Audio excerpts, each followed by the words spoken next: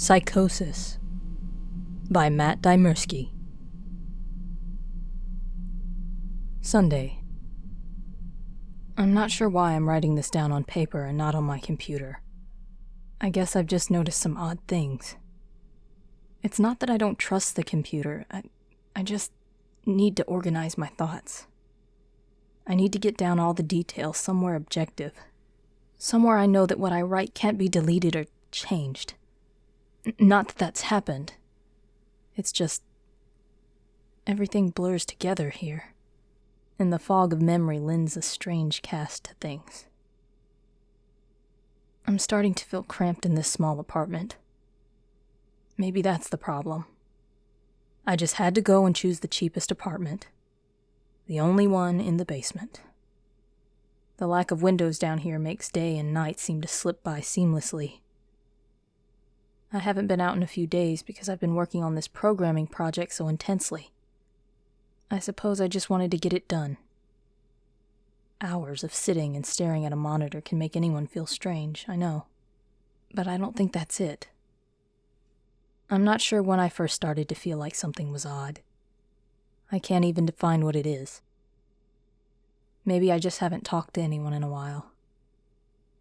That's the first thing that crept up on me. Everyone I normally talk to online while I program has been idle. Or they simply not logged in at all. My instant messages go unanswered.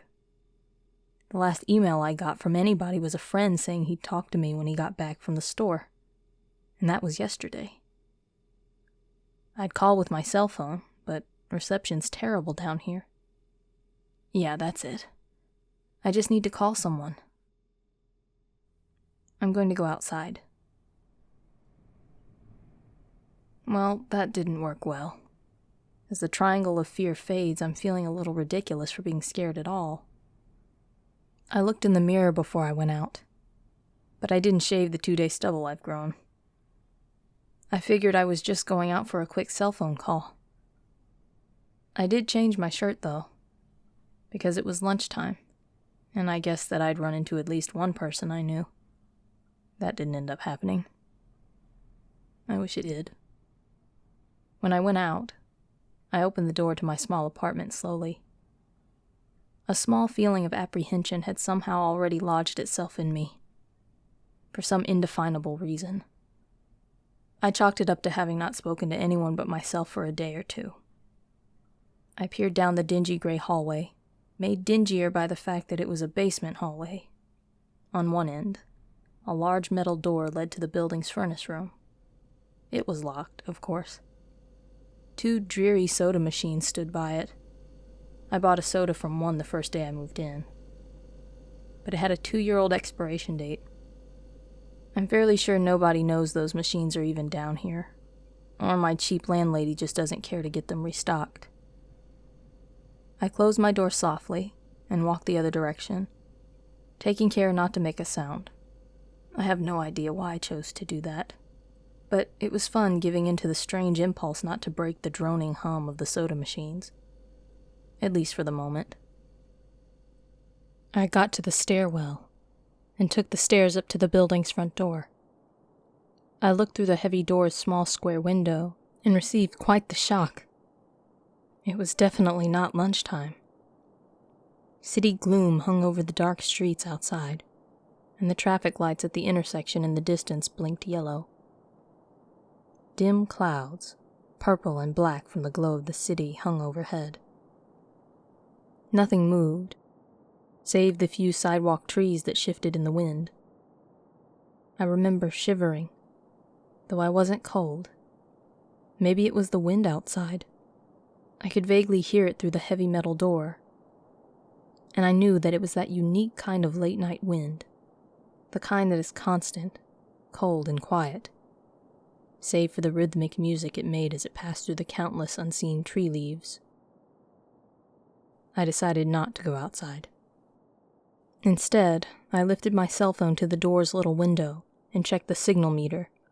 The bars filled up the meter, and I smiled. Time to hear someone else's voice, I remember thinking, relieved. It was such a strange thing, to be afraid of nothing, I shook my head, laughing at myself silently. I hit speed dial for my best friend Amy's number and held the phone up to my ear. It rang once, and then it stopped. Nothing happened. I listened to silence for a good 20 seconds, then hung up. I frowned and looked at the signal meter again. Still full. I went to dial her number again, but then my phone rang in my hand, startling me. I put it up to my ear. "Hello?" I asked, immediately fighting down a small shock at hearing the first spoken voice in days, even if it was my own. I had gotten used to the droning hum of the building's inner workings, my computer, and the soda machines in the hallway. There was no response to my greeting at first. But then, finally, a voice came. "Hey," said a clear male voice, obviously of college age, like me. "Who's this?" "John," I replied, confused. "Oh, sorry, wrong number," he replied, then hung up. I lowered the phone slowly and leaned against the thick brick wall of the stairwell. That was strange. I looked at my received call list, but the number was unfamiliar. Before I could think on it further, the phone rang loudly, shocking me yet again. This time I looked at the caller before I answered. It was another unfamiliar number. This time, I held the phone up to my ear, but said nothing. I heard nothing but the general background noise of the phone. Then, a familiar voice broke my tension. "John?" was the single word in Amy's voice. I breathed a sigh of relief. "Hey, it's you," I replied. "Who else would it be?" she responded. "Oh, the number. I'm at a party on 7th Street, and my phone died just as you called me. This is someone else's phone, obviously." "Oh, okay," I said. "Where are you?" she asked. My eyes glanced over at the drab whitewashed cylinder block walls and the heavy metal door with its small window. "At my building," I sighed. "Just feeling cooped up. I didn't realize it was so late." "You should come here," she said, laughing. "Nah, I don't feel like looking for some strange place by myself in the middle of the night," I said, looking out the window at the silent, windy street that secretly scared me just a tiny bit. "I think I'm just going to keep working or go to bed." "Nonsense," she replied. "I can come get you. Your building's close to 7th Street, right?" "How drunk are you?" I asked lightheartedly. "You know where I live." "Oh, of course," she said abruptly. "I guess I can't get there by walking, huh?" "You could if you wanted to waste half an hour," I told her. "Right," she said. "Okay, have to go. Good luck with your work." I lowered the phone once more, looking at the numbers flash as the call ended. Then the droning silence suddenly reasserted itself in my ears. The two strange calls and the eerie street outside just drove home my aloneness in this empty stairwell. Perhaps from having seen too many scary movies, I had the sudden inexplicable idea that something could look in the door's window and see me. Some sort of horrible entity just waiting to creep up on unsuspecting people that strayed too far from other human beings. I knew the fear was irrational, but nobody else was around, so I jumped down the stairs, ran down the hallway into my room, and closed the door as swiftly as I could while still staying silent. Like I said, I feel a little ridiculous for being scared of nothing, and the fear has already faded. Writing this down helps a lot. It makes me realize that nothing is wrong. It filters out half-formed thoughts and fears and leaves only cold, hard facts. It's late. I got a call from a wrong number, and Amy's phone died. So she called me back from another number. Nothing strange is happening. Still, there was something a little off about that conversation. I know it could have just been the alcohol she'd had, or was it even her that seemed off to me, or was it... Yes, that was it. I didn't realize it until this moment. Writing these things down. I knew writing things down would help. She said she was at a party, but I only heard silence in the background. Of course, that doesn't mean anything in particular, as she could have just gone outside to take the call. No, that couldn't be it either. I didn't hear the wind. I need to see if the wind is still blowing. Monday. I forgot to finish writing last night. I'm not sure what I expected to see when I ran up the stairwell and looked out the heavy metal door's window. I'm feeling ridiculous. Last night's fear seems hazy and unreasonable to me now. I can't wait to go out into the sunlight. I'm going to check my email, shave, shower, and finally get out of here. Wait. I think I heard something. It was thunder. The whole sunlight and fresh air thing didn't happen. I went out into the stairwell and up the stairs, only to find disappointment. The heavy metal door's little window showed only flowing water as torrential rain slammed against it. Only a very dim, gloomy light filtered in through the rain, but at least I knew it was daytime, even if it was a gray, sickly, wet day.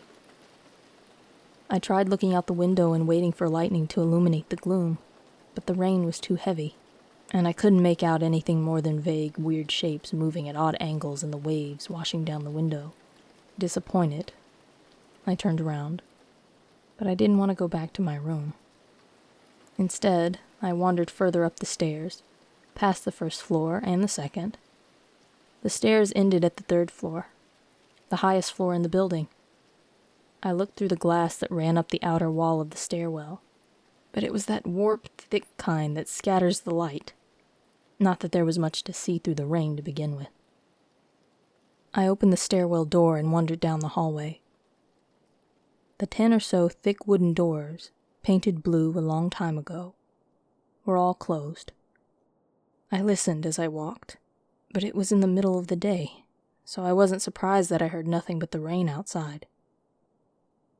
As I stood there in the dim hallway, listening to the rain, I had the strange, fleeting impression that the doors were standing like silent granite monoliths erected by some ancient, forgotten civilization, for some unfathomable guardian purpose. Lightning flashed, and I could have sworn that just for a moment, the old grainy blue wood looked just like rough stone. I laughed at myself for letting my imagination get the best of me. But then it occurred to me that the dim gloom and lightning must mean that there was a window somewhere in the hallway. A vague memory surfaced, and I suddenly recalled that the third floor had an alcove and an inset window halfway down the floor's hallway. Excited to look out into the rain and possibly see another human being, I quickly walked over to the alcove, finding the large thin glass window. Rain washed down it, as with the front door's window. But I could open this one. I reached a hand out to slide it open, but hesitated. I had the strangest feeling that if I opened that window, I would see something absolutely horrifying on the other side. Everything's been so odd lately, so I came up with a plan, and I came back here to get what I needed. I don't seriously think anything will come of it, but I'm bored. It's raining, and I'm going stir-crazy. I came back to get my webcam. The cord isn't long enough to reach the third floor by any means, so instead I'm going to hide it between the 2 soda machines in the dark end of my basement hallway, run the wire along the wall and under my door, and put black duct tape over the wire to blend it in with the black plastic strips that run along the base of the hallway's walls. I know this is silly, but I don't have anything better to do. Well, nothing happened. I propped open the hallway to stairwell door, steeled myself, then flung the heavy front door wide open and ran like hell down the stairs to my room and slammed the door. I watched the webcam on my computer intently, seeing the hallway outside my door and most of the stairwell. I'm watching it right now, and I don't see anything interesting. I just wish the camera's position was different, so that I could see out the front door. Hey, somebody's online. I got out an older, less functional web camera that I had in my closet to video chat with my friend online. I couldn't really explain to him why I wanted to video chat, but It felt good to see another person's face. He couldn't talk very long, and we didn't talk about anything meaningful. But I feel much better. My strange fear has almost passed. And I would feel completely better, but there was something odd about our conversation. I know that I've said that everything has seemed odd, but still, he was very vague in his responses. I can't recall one specific thing that he said. No particular name or place or event, but he did ask for my email address to keep in touch. Wait, I just got an email. I'm about to go out. I just got an email from Amy that asked me to meet her for dinner at the place we usually go to. I do love pizza, and I've just been eating random food from my poorly stocked fridge for days, so I can't wait. Again, I feel ridiculous about the odd couple of days I've been having. I should destroy this journal when I get back. Oh, another email. Oh my God. I almost left the email and opened the door. I almost opened the door. But I read the email first. It was from a friend I hadn't heard from in a long time. And it was sent to a huge number of emails that must have been every person he had saved to his address list. It had no subject, and it said simply, "Seen with your own eyes. Don't trust them, they." What the hell is that supposed to mean? The words shock me, and I keep going over and over them. Is it a desperate email sent just as something happened? The words are obviously cut off without finishing. Or any other day I would have dismissed it as spam or a computer virus or something, but the words, "Seen with your own eyes." I can't help but read over this journal and think back on the last few days and realize that I have not seen another person with my own eyes or talked to another person face to face. The webcam conversation with my friend was so strange, so vague, so eerie. Now that I think about it. Was it eerie? Or is the fear clouding my memory? My mind toys with the progression of events I've written here, pointing out that I've not been presented with one single fact that I did not specifically give out unsuspectingly. The random wrong number that got my name and the subsequent strange return call from Amy, the friend that asked for my email address. I messaged him first when I saw him online. And then I got my first email a few minutes after that conversation. Oh my God, that phone call with Amy. I said over the phone, I said that I was within half an hour's walk of 7th Street. They know I'm near there. What if they're trying to find me? Where is everyone else? Why haven't I heard or seen anyone else in days? No, this is crazy. This is absolutely crazy. I need to calm down. This madness needs to end. I don't know what to think. I ran out of my apartment furiously, holding my cell phone up to every corner to see if it got a signal through the heavy walls. Finally, in the tiny bathroom near one ceiling corner, I got a single bar. Holding my phone there, I sent a text message to every number in my list, not wanting to betray anything about my unfounded fears. I simply sent, "You seen anyone face to face lately?" At that point, I just wanted any reply back. I didn't care what the reply was or if I embarrassed myself. I tried to call someone a few times, but I couldn't get my head up high enough, and if I brought my cell phone down even an inch, it lost signal. Then I remembered the computer and rushed over to it, instant messaging everyone online. Most were idle or away from the computer. Nobody responded. My messages grew more frantic, and I started telling people where I was and to stop by in person for a host of barely passable reasons. I didn't care about anything by that point. I just needed to see another person. I also tore apart my apartment looking for something that I might have missed. Some way to contact another human being without opening the door. I know it's crazy. I know it's unfounded, but what if? What if? I just need to be sure. I taped the phone to the ceiling in case. Tuesday. The phone rang! Exhausted from last night's rampage, I must have fallen asleep. I woke up to the phone ringing, and ran into the bathroom, stood on the toilet, and flipped open the phone taped to the ceiling. It was Amy, and I feel so much better. She was really worried about me, and apparently had been trying to contact me since the last time I talked to her. She's coming over now. And yes, she knows where I am without me telling her. I feel so embarrassed. I'm definitely throwing this journal away before anyone sees it. I don't even know why I'm writing in it now. Maybe it's just because it's the only communication I've had at all since God knows when. I look like hell, too. I looked in the mirror before I came back in here. My eyes are sunken. My stubble is thicker, and I just look generally unhealthy. My apartment is trashed, but I'm not going to clean it up. I think I need someone else to see what I've been through. These past few days have not been normal. I know I've been the victim of extreme probability. I probably missed seeing another person a dozen times. I just happened to go out when it was late at night, or the middle of the day when everyone was gone. Everything's perfectly fine. I know this now. Plus, I found something in the closet last night that has helped me tremendously. A television! I set it up just before I wrote this, and it's on in the background. Television has always been an escape for me, and it reminds me that there's a world beyond these dingy brick walls. I'm glad Amy's the only one that responded to me after last night's frantic pestering of everyone I could contact, since she's been my best friend for years.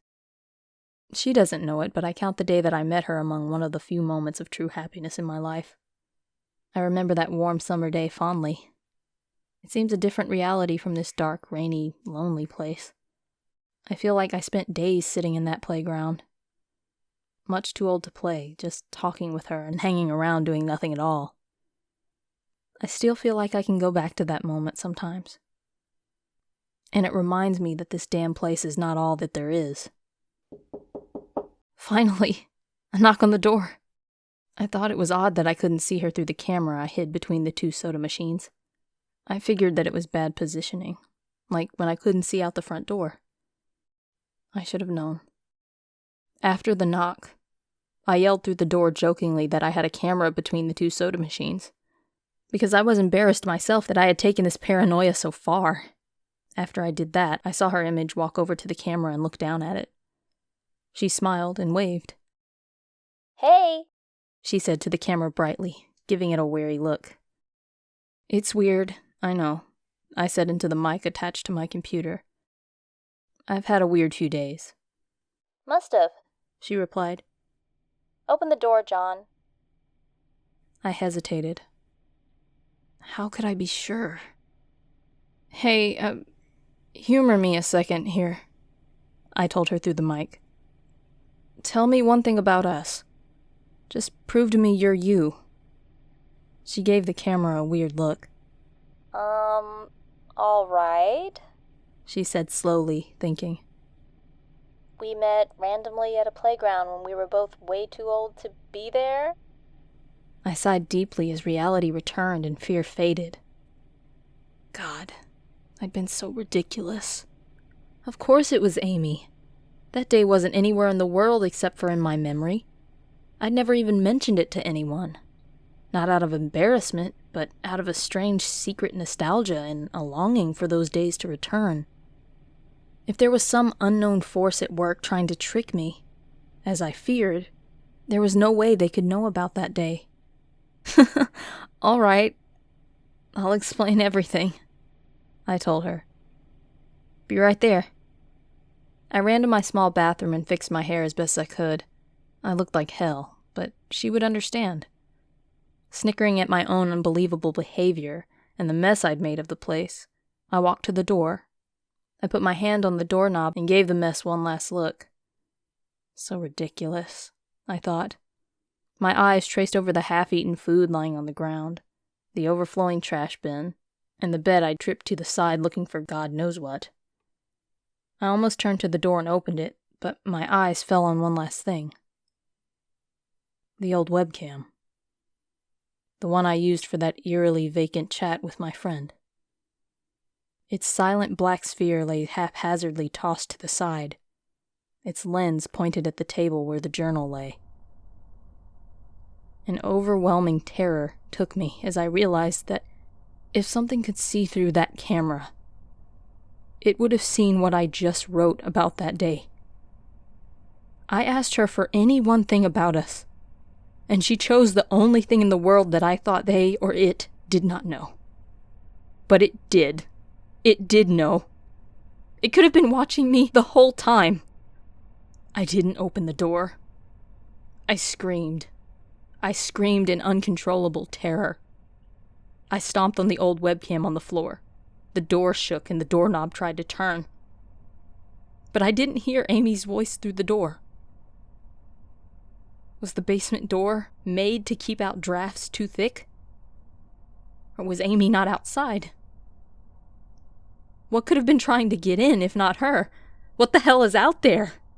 I saw her on my computer through the camera outside. I heard her on the speakers through the camera outside. But was it real? How can I know? She's gone now. I screamed and shouted for help. I piled up everything in my apartment against the front door. Friday. At least I think it's Friday. I broke everything electronic. I smashed my computer to pieces. Every single thing on there could have been accessed by network access, or worse, altered. I'm a programmer, I know. Every little piece of information I gave out since this started. My name, my email, my location. None of it came back from outside until I gave it out. I've been going over and over what I've wrote. I've been pacing back and forth, alternating between stark terror and overpowering disbelief. Sometimes I'm absolutely certain some phantom entity is dead set on the simple goal of getting me to go outside. Back to the beginning, with the phone call from Amy. She was effectively asking me to open the door and go outside. I keep running through it in my head. One point of view says I've acted like a madman. And all of this is the extreme convergence of probability, never going outside at the right times by pure luck, never seeing another person by pure chance, getting a random nonsense email from some computer virus at just the right time. The other point of view says that extreme convergence of probability is the reason that whatever's out there hasn't gotten me already. I keep thinking. I never opened the window on the 3rd floor. I never opened the front door until that incredibly stupid stunt with the hidden camera, after which I ran straight to my room and slammed the door. I haven't opened my own solid door since I flung open the front door of the building. Whatever's out there, if anything's out there, never made an appearance in the building before I opened the front door. Maybe the reason it wasn't in the building already was that it was elsewhere getting everyone else. And then it waited until I betrayed my existence by trying to call Amy. A call which didn't work, until it called me and asked me for my name. Terror literally overwhelms me every time I try to fit the pieces of this nightmare together. That email. Short, cut off. Was it from someone trying to get word out? Some friendly voice desperately trying to warn me before it came. Seen with my own eyes. Don't trust them. Exactly what I've been so suspicious of. It could have masterful control of all things electronic, practicing its insidious deception to trick me into coming outside. Why can't it get in? It knocked on the door. It must have some solid presence. The door. The image of those doors in the upper hallway as guardian monoliths flash back in my mind every time I trace this path of thoughts. If there is some phantom entity trying to get me to go outside, maybe it can't get through doors. I keep thinking back over all the books I've read or movies I've seen trying to generate some explanation for this. Doors have always been such intense foci for human imagination. Always seen as wards or portals of special importance. Or perhaps the door is just too thick? I know that I couldn't bash through any of the doors in this building, let alone the heavy basement ones. Aside from that, the real question is, why does it even want me?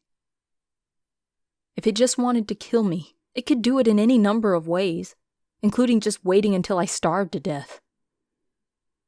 What if it doesn't want to kill me? What if it has some far more horrific fate in store for me? God, what do I do to escape this nightmare? A knock on the door. I told the people on the other side of the door I needed a minute to think, and then I'll come out. I'm really just writing this down so I can figure out what to do. At least this time I heard their voices. My paranoia, and yes, I recognize I'm being paranoid, has me thinking of all sorts of ways that their voices could be faked electronically. There could be nothing but speakers outside, simulating human voices. Did it really take them 3 days to come talk to me? Amy is supposedly out there, along with 2 policemen and a psychiatrist. Maybe it took them 3 days to think of what to say to me. The psychiatrist's claim could be pretty convincing. If I decided to think that this has all been a crazy misunderstanding and not some entity trying to trick me into opening the door. The psychiatrist had an older voice. Authoritarian but still caring. I liked it. I'm desperate just to see someone with my own eyes. He said I have something called cyber psychosis, and I'm just one of a nationwide epidemic of thousands of people having breakdowns triggered by a suggestive email that got through somehow. I swear he said got through somehow. I think he means spread throughout the country inexplicably, but I'm not incredibly suspicious that the entity slipped up and revealed something. He said I'm part of a wave of emergent behavior. That a lot of other people are having the same problem with the same fears, even though we've never communicated. That neatly explains the strange email about eyes that I got. I didn't get the original triggering email. I got a descendant of it. My friend could have broken down too, and tried to warn everyone he knew against his paranoid fears. That's how the problem spreads, the psychiatrist claims.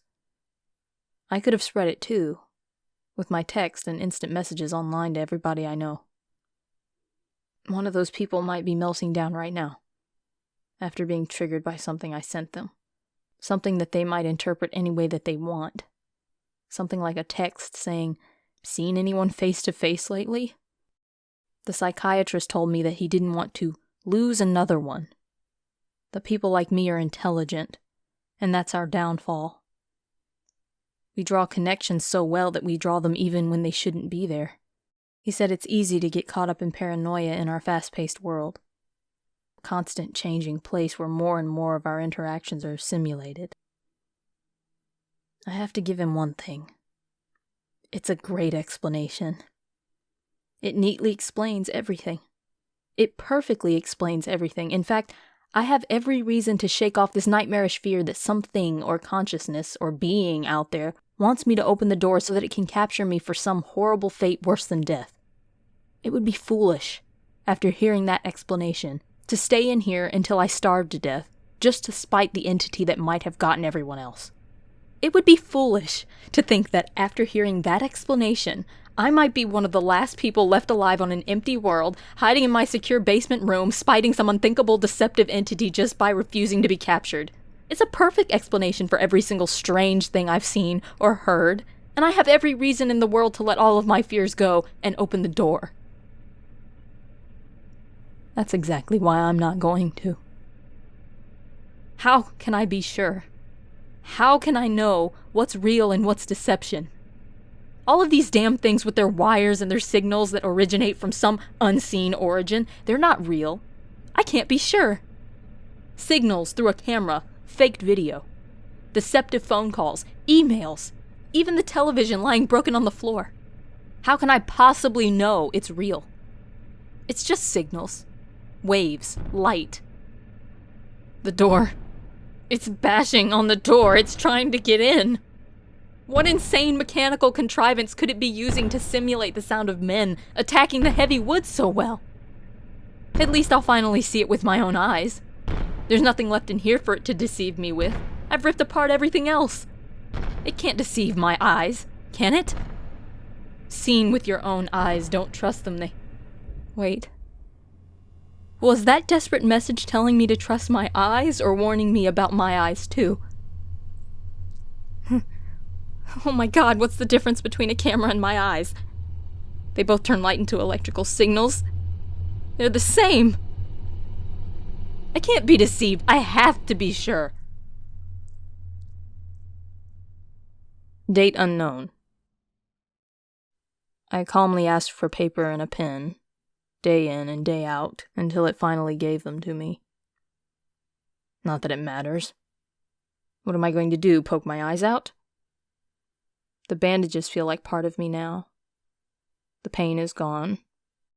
I figure this will be one of my last chances to write legibly, as without my sight to correct mistakes, my hands will slowly forget the motions involved. This is a sort of self-indulgence, this writing. It's a relic of another time, because I'm certain everyone left in the world is dead, or something worse. I sit against the padded wall, day in and day out. The entity brings me food and water. It masks itself as a kind nurse, as an unsympathetic doctor. I think it knows that my hearing has sharpened considerably now that I live in darkness. It fakes conversations in the hallways, on the off chance that I might overhear. One of the nurses talks about having a baby soon. One of the doctors lost his wife in a car accident. None of it matters. None of it is real. None of it gets to me. Not like she does. That's the worst part. The part I almost can't handle. The thing comes to me masquerading as Amy. Its recreation is perfect. It sounds exactly like Amy, feels exactly like her. It even produces a reasonable facsimile of tears that it makes me feel on its lifelike cheeks. When it first dragged me here, it told me all the things I wanted to hear. It told me that she loved me. That she had always loved me. That it didn't understand why I did this, that we could still have a life together if only I would stop insisting that I was being deceived. It wanted me to believe. No. It needed me to believe that she was real. I almost fell for it. I really did. I doubted myself for the longest time. In the end, though, it was all too perfect, too flawless, and too real. The false Amy used to come every day, and then every week, and finally stopped coming altogether. But I don't think the entity will give up. I think the waiting game is just another one of its gambits. I will resist it for the rest of my life if I have to.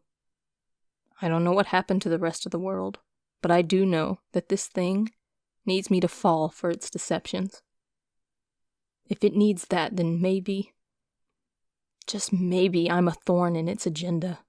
Maybe Amy is still alive out there somewhere, kept alive only by my will to resist the deceiver.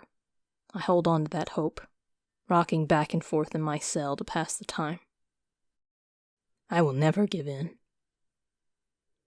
I will never break. I am a hero. The doctor read the paper the patient had scribbled on. It was barely readable, written in the shaky script of one who could not see. He wanted to smile at the man's steadfast resolve, a reminder of what humans will do to survive. But he knew that the patient was completely delusional. After all, a sane man would have fallen for the deception long ago. The doctor wanted to smile. He wanted to whisper words of encouragement to the delusional man. He wanted to scream, but the nerve filaments wrapped around his head and into his eyes made him do otherwise. His body walked into the cell like a puppet and told the patient once more that he was wrong, and that there was nobody trying to deceive him.